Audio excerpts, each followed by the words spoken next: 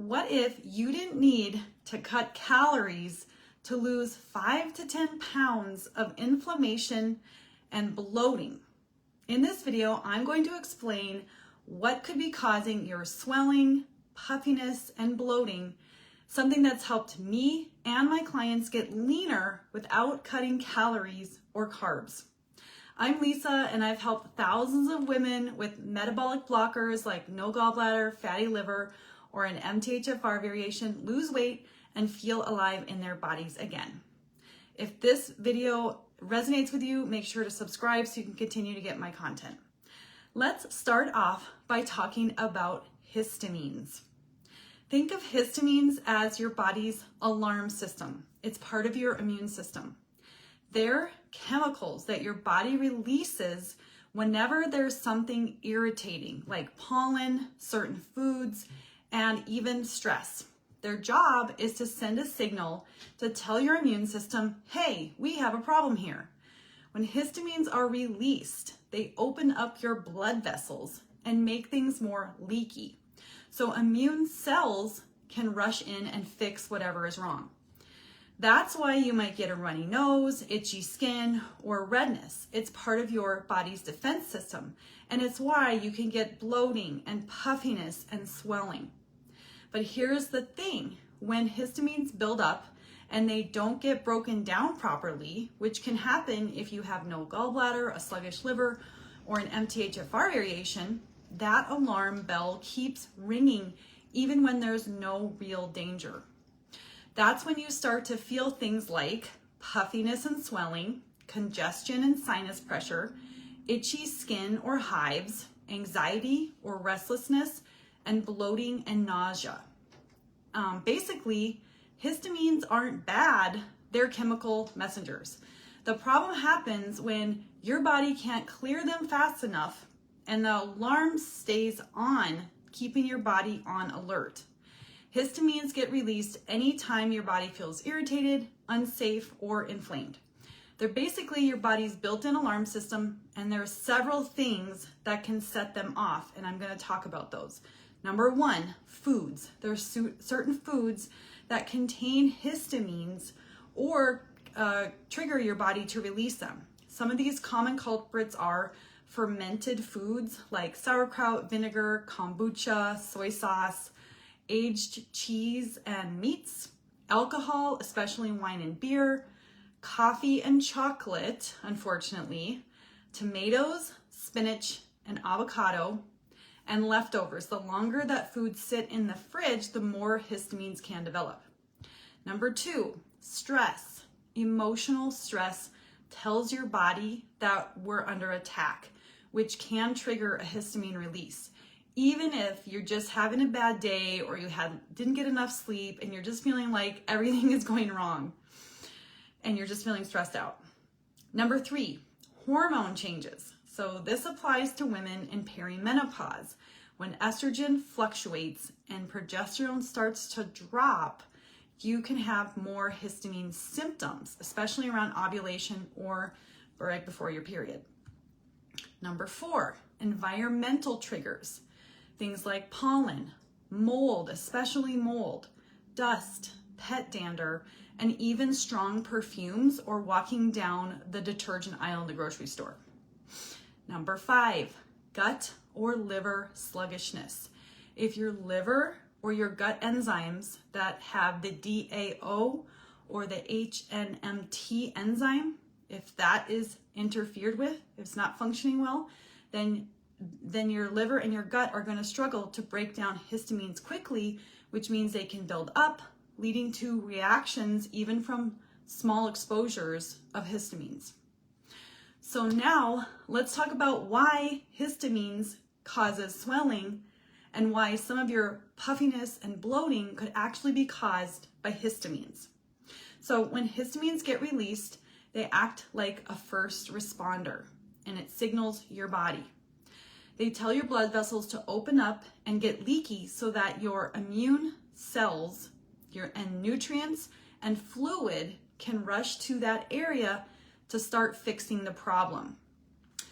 So what happens is you get an increased you get increased blood flow and fluid movement, and that's what causes the swelling, puffiness, redness, or congestion, because that area is getting flushed with blood flow and fluid, and those cells are becoming leaky so that your immune system can go in and fix the problem. But when inflammation sticks around, so that when you're chronically exposed to things that are releasing histamines, it can make you feel puffy, bloated, or congested all the time, and it never goes away. So basically, histamines causes swelling because they open up blood vessels to help your body repair. But when they're elevated too long, the healing becomes chronic inflammation. Now let's talk about what can make your histamine problems worse and why some women react more than others. So histamines become a problem when your body can't break them down fast enough. It's kind of like a sink filling up faster than it can drain. And there are several issues that cause this drain to drain slower, so that your sink is filling up faster with histamines faster than your body can deal with them. Number one, no gallbladder or sluggish bile flow. So your bile helps to move waste, toxins, and old hormones out of the body. But without a gallbladder, or if your bile is thick and sluggish, then those toxins can linger longer and your liver gets congested and histamines aren't clearing the way that they should. That's why if you have no gallbladder or a sluggish liver, you can feel puffy and itchy and inflamed, especially with certain foods. Number two, the second thing that can make histamines worse is similar to not having gallbladder, is a fatty liver or a sluggish liver. So your liver helps to detox and break down histamines through the HNMT enzyme. But when your liver is overworked from like stress, poor diet, excess toxins, histamines can start to pile up. So think of it like a traffic jam in your detox system. Number three, the third thing that can make histamines worse is MTHFR variation or methylation problems. Methylation is how your body helps to turn histamines off through the HNMT liver enzyme. But if you have an MTHFR variation, or you have slow methylation, or you're lacking nutrients, or you're consuming foods that have synthetic folate, then your body might struggle to deactivate and get rid of these histamines, so it can linger longer and cause more inflammation, even anxiety-like symptoms. Number four, the fourth way that can make histamines worse is if your DAO enzyme, which is found in your gut, and it breaks down food, if that is lacking. So if you don't have enough of this DAO enzyme in your gut, and this is especially prominent with people that have poor gut health. If you have poor gut health, you're not going to have very much DAO enzyme. Things that can cause poor gut health are things like alcohol and caffeine, NSAIDs like ibuprofen, high histamine foods, so fermented foods, aged foods, and leftover foods, gluten, dairy, processed foods, things that can damage the gut. When this DAO enzyme is blocked, you're going to react more to histamine-rich foods. Number five, things that can make histamine worse is perimenopause or hormone changes. When estrogen increases or fluctuates, that can spike histamines. And progesterone is the calming hormone, and it helps to calm histamines. But when progesterone drops, that means we're not getting that calming effect. So basically, with all of these things that can make histamine worse, if you have one or more of these things going on, then your liver, gallbladder, and your gut might not be able to keep up, and your hormones, and if your hormones are fluctuating, then histamines are going to stick around longer, causing those reactions like feeling puffy and bloated and congestion, anxiety, nauseous, achy joints, things that are an inflammatory response. So now let's talk about how to calm histamines naturally. So histamines are not the enemy. We need some histamines because they're our body's alarm system. But the key is to reduce our histamine response and not keep that histamine response on all the time. And I'm going to tell you how to do that. So I just want you to pick a few from this list. This list is very extensive. You don't have to do them all. You don't have to be overwhelmed. I want you to just pick maybe one or two that resonates with you the most. Something that sticks out and you're just like, yeah, I probably need to do that. So let's get started. Number one, support your liver. It's your histamine drain. Your liver cleans your blood and it cleans out the histamines. But if your liver is sluggish and it's not making very good bile, then it's going to struggle to get these histamines out. When your liver is sluggish, histamines build up. And how can you support your liver? Eating plenty of beets, leafy greens, lemon water. Those are good for your liver. Avoiding alcohol and processed foods, especially foods that have synthetic folic acid. Maybe considering supplementing with foods like choline, taurine, or glycine. And these are found in foods like eggs, collagen, and lean meats. And then moving your body daily. So gentle movement to support your liver and detox and blood flow. Number two, the second way you can help reduce your histamines naturally is improve your gallbladder, improve your bile flow, especially if you don't have a gallbladder. So bile helps to flush histamines and toxins. And you can boost your bile flow by eating small, balanced meals about every 3 to 4 hours, which each of those small meals should include some protein, about 20 grams, fiber, gentle fats, and a small amount of carbohydrates. You also want to include foods like bitter foods, arugula, dandelion, and lemon to help stimulate bile release. And you might actually need to support, if your liver is not making good quality bile, you might need to supplement with bile salts like ox bile or taurine. Number three, calm the gut and support the DAO enzyme. So like I said, DAO is an enzyme that works in your gut to break down histamines in your food. But if your gut is weak and if you have some dysbiosis going on, so if you have inflammation, if you have low gut bacteria, then your DAO enzyme might not be adequate. So we want to support our gut by limiting alcohol, limiting coffee, and aged or fermented foods. So see, these are some of the foods that can interfere or damage the DAO enzyme. You want to focus on fresh, home-cooked meals. Leftovers tend to have more histamine, so you might want to avoid that for a while. And eat lots of foods with vitamin C, magnesium, and B6. So citrus fruits, pineapple, cantaloupe, peppers. Magnesium are things like nuts and leafy greens, and B6.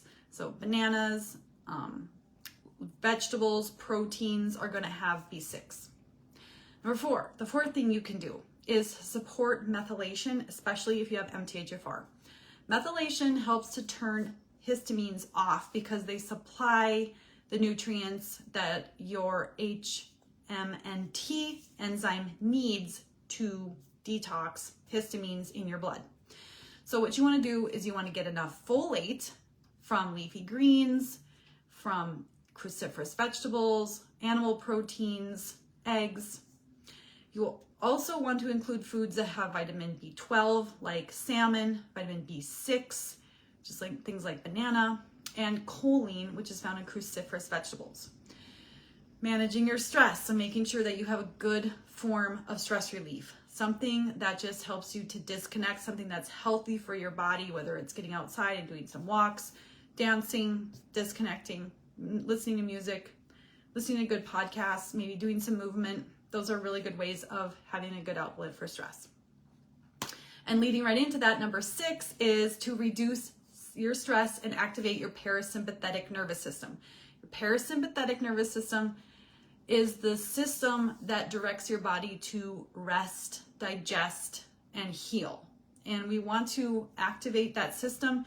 You can do that by coherence breathing. So practicing breathing that has a rhythm of a 5-second inhale and a 5-second exhale. Do that for several minutes a day. You want to get out, get in sunlight, get warm.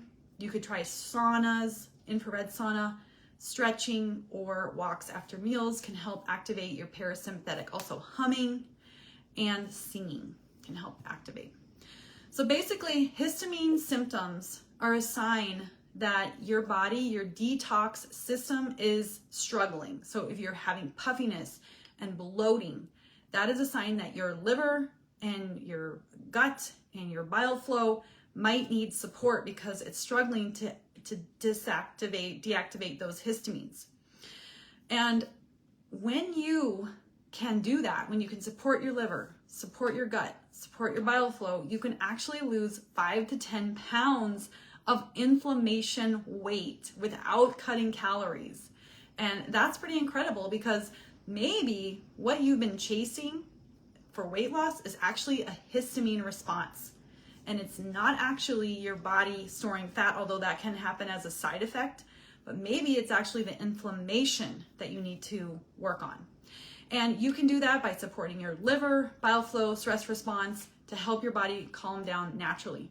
But if you're needing support with your liver, if you're feeling puffy, inflamed, and you think the liver is talking to you and that really resonated with you, that you need to work on your liver, then I encourage you to check out my free 5-day email course all about the liver and the thyroid and the special connection that they have, and how the liver supports the thyroid supports the liver, and how that system can actually help you reduce inflammation, reduce histamines, and help you feel less puffy, less bloated, and more lean.